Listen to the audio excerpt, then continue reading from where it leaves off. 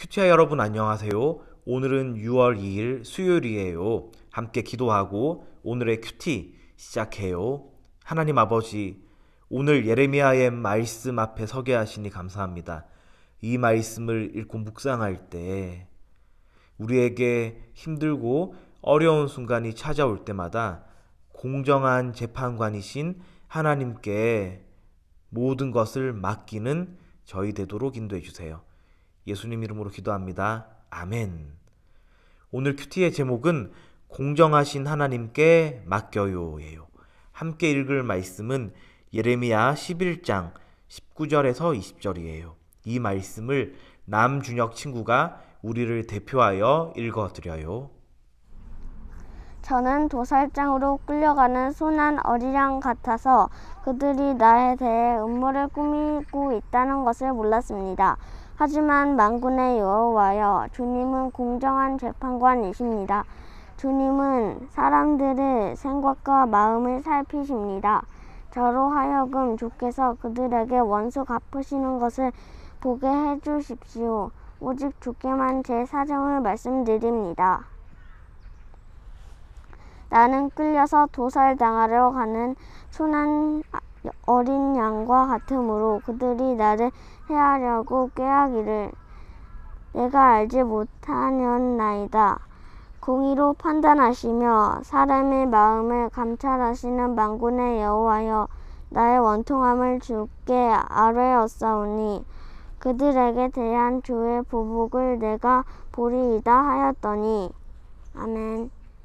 유다 백성은 하나님의 말씀에 불순종하고 귀 기울이지 않았어요. 하나님의 말씀을 전하는 예레미야를 심지어 죽이려고까지 계획을 세우고 있었어요. 이런 모의, 이런 음모를 꾸미는 사람들은 아나돗 사람들이에요. 이 아나돗이라는 지역은 어디냐면은 바로 선지자 예레미야의 고향이기도 해요. 결국 같은 동네 사람에게 모진 행동을 하려고 지금 계획을 세우는 이 사람들의 모습이 등장하는데요. 이때 예레미야는 자신의 힘으로 어려움을 해결하지 않고 하나님께 기도해요.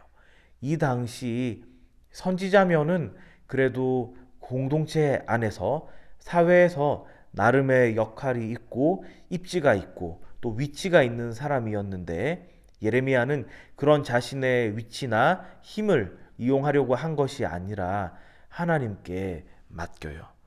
왜냐하면은 공정한 재판관이신 하나님께서 원수를 갚아주실 것을 믿었기 때문이죠. 하나님의 말씀을 따르고 전하기란 쉽지 않을 수 있어요. 이것은 예레미야 때도 그렇지만 오늘도 그래요. 우리 큐티아의 여러분도 하나님의 뜻대로 살아가고 또 하나님의 말씀을 전할 때가 있어서 복음을 전하다 보면은 친구들에게 무시당하거나 따돌림 당하거나 또는 힘든 어려운 일을 당할 수도 있어요. 그렇지만 선지자는, 하나님의 백성은, 하나님의 자녀는, 그리고 예수님을 믿는 그리스도인은 하나님의 말씀대로 살고 그 말씀을 전하며 살아야 해요. 하나님의 말씀만이 나를 살리고 우리를 살리고 이 민족을 살리는 생명이 있기 때문이죠.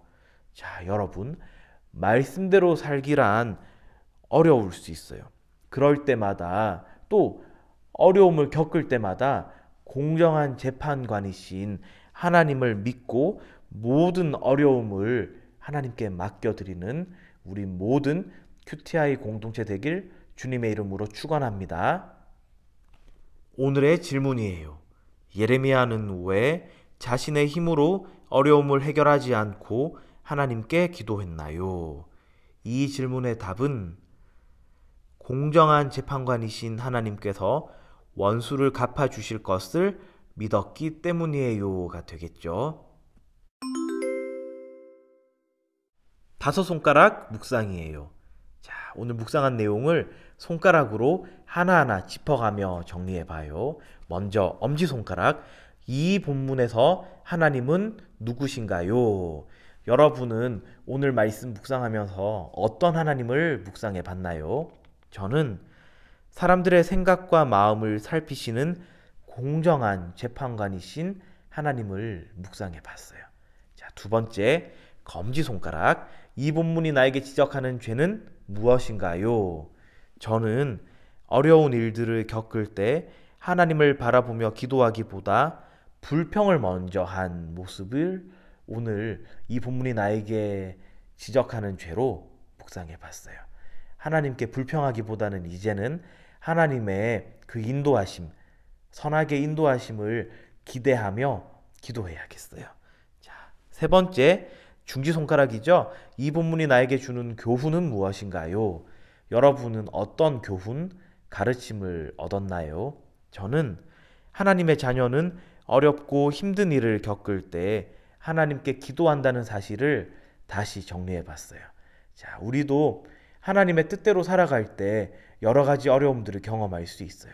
그럴 때마다 이 예레미야처럼 하나님께 기도하는 그런 모습을 오늘 본문을 통해서 잘 배우어야겠어요. 자, 네 번째, 약지손가락이죠. 이 본문이 나에게 주는 위로는 무엇인가요? 저는 하나님께서는 늘 내 기도를 들으시고 하나님의 때에 반드시 응답하신다는 사실을 묵상하면서 저의 큰 위로로 정리해 봤어요. 하나님께서는 우리의 기도를 들으세요. 왜냐하면은 의인의 기도를 하나님 들으신다고 했거든요. 우리는 의인이에요. 예수님 안에서 우리는 하나님께서 예수님을 의롭다고 보신 것처럼 우리 모두를 다 의롭게 보세요. 예수님 안에서요. 그렇기 때문에 의인의 기도를 들으시는 하나님, 우리의 기도도 들으세요. 그 사실을 기억하면은 참 큰 위로가 되고 또 하나님께서 어떻게 내 기도를 응답해 주실지 참 기다려지기도 해요. 자, 마지막으로 다섯 번째 손가락, 약지죠. 아니, 새끼손가락이군요. 자, 적용은 여러분께서 말씀을 묵상하며 나름대로 다짐한 것, 결단한 내용이 무엇인지 정리해 보도록 해요. 함께 기도해요. 하나님 아버지, 오늘 아버지의 말씀을 통해서 공정한 재판관이신 하나님을 묵상하게 하시니 감사합니다. 생각했던 일들, 또 생각지 못했던 불미스러운 일들로 인해서 고통스러울 때도 있어요. 그럴 때마다 우리의 마음을 다 아시는 하나님께 모든 것들을 아뢰며 기도하며 하나님의 선한 인도하심을 구하는 저희 모두 되도록 인도해 주세요. 예수님 이름으로 기도합니다. 아멘.